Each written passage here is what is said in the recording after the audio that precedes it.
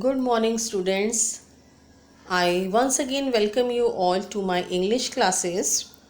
Today we are going to continue with your textbook Honeydew's third chapter, Glimpses of the Past. Students, in this chapter, the pictures and speech bubbles will help you understand of the conditions that led to the event known as the First War of Independence in 1857.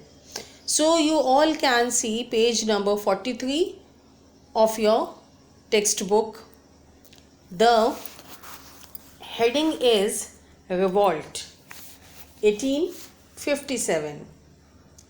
Then there was a violent outbreak at Meerut. The Sipahis marched to Delhi. Long live our Emperor Bahadur Shah. The rebellion spread wider. Many landlords had lost their lands because of the British policies, and they were so. The white man's rules must end. Yes, we will help you. So, students, yesterday when I explained to you about the chapter, I told you about the British rule which was existing in India at that particular time. So, the year 1857, the revolt, it was started from Meerut. The revolting Sipahis मतलब यहाँ पे होता है soldiers. The soldiers, they marched to Delhi while shouting slogans. While the soldiers were marching, they were shouting slogans. Slogans बोलते हुए, चीखते हुए वो लोग मार्च कर रहे थे दिल्ली की side. And supportive words for Bahadur Shah Zafar, who was then residing in Delhi. Bahadur Shah Zafar जो थे उस समय दिल्ली में थे. From here the rebellion means जो लोग अगेंस्ट में थे उनके. Spread more and Guru wider, यानी कि वो अब उनकी जो क्वांटिटी थी, जो पीपल अगेंस्ट में थे उनकी क्वांटिटी जो थी, उनका जो नंबर था, अब वो बहुत ज़्यादा बढ़ चुका था.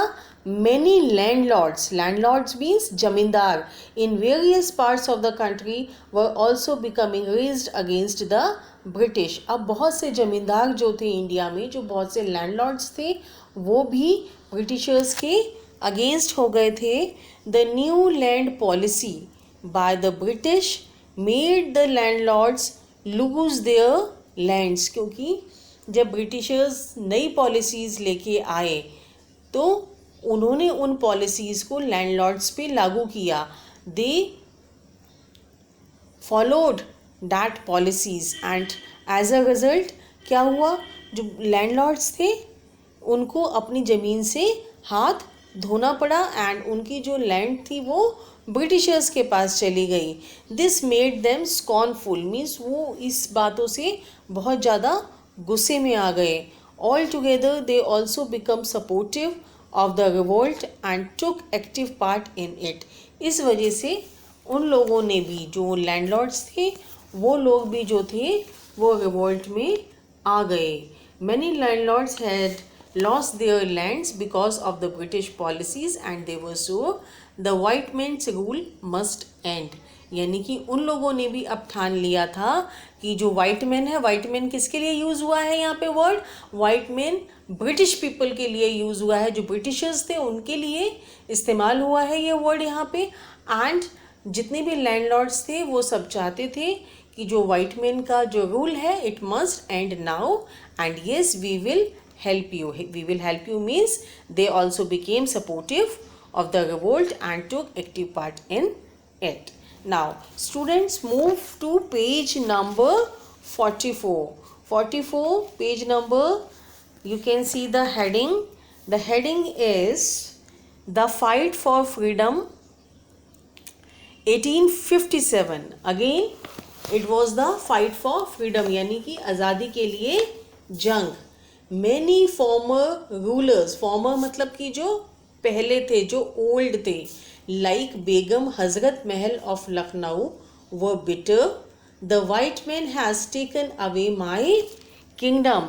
यानी कि among the few kings, nawabs and queens still reigning in various parts of India, most of them became bitter with the strategies of the British and eventually supported the revolt.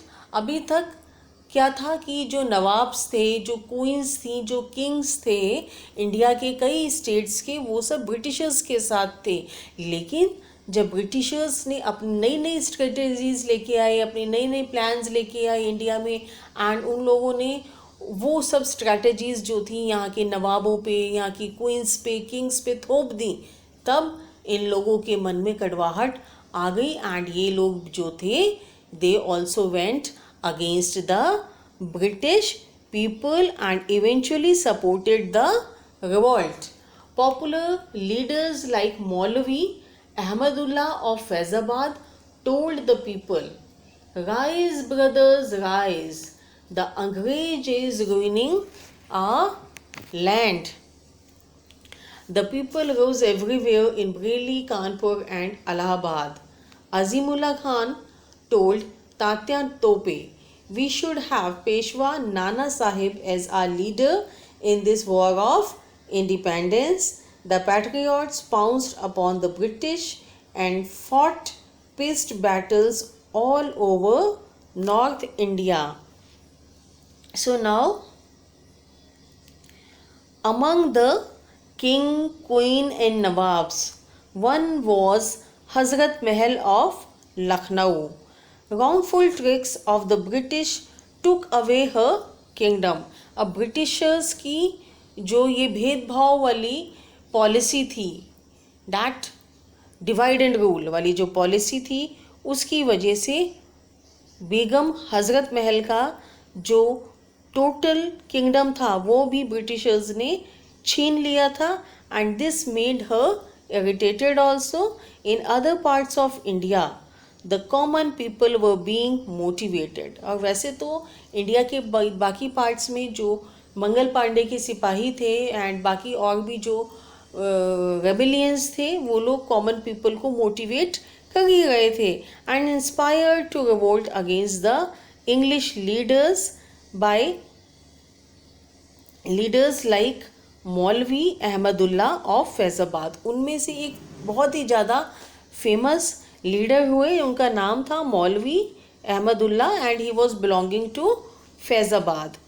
In this chapter you get to know about Azimullah Khan, Tatya Tope and Nana Sahib and the likes of them who took strategic steps for driving the British off. And इन सब लोगों ने steps उठाए कि किस ढंग से हमें Britishers को इंडिया से भगाना होगा। Nana Sahib was made the leader of the war of independence by Tatya Tope by the advice and instruction of Azimullah Khan. Azimullah Khan के कहने पे, उनके इंस्ट्रक्शंस पे तात्या तोपे ने नाना साहिब को लीडर बनाया। Battles were being fought against the Britishers all over North India. अब इनको लीडर बनाने के बाद, पेशवा नाना साहेब को लीडर बनाने के बाद सब जगह नॉर्थ इंडिया में लड़ाइयाँ हुई, युद्ध हुए, battles were fought against Britishers. Now see, 8-year-old Kuwar Singh of Bihar received a bullet in his wrist. Mother Ganga, this is my last offering to you.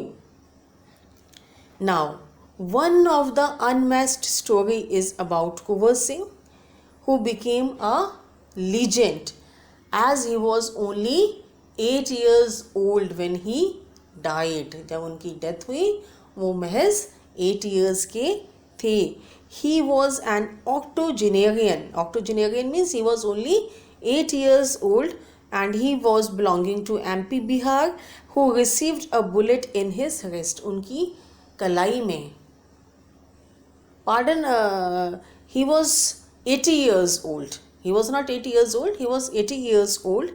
And when he received a bullet in his wrist during the war, युद्ध के समय जब उनकी कलाई में गोली लग जाती है, बुलेट लग जाती है, he simply cut it off, वो अपनी बाजू को ही काट देते हैं। He just cut off his wrist and threw it into the holy river Ganga, and वो अपनी कलाई को ही काट के गंगा नदी में डाल देते हैं।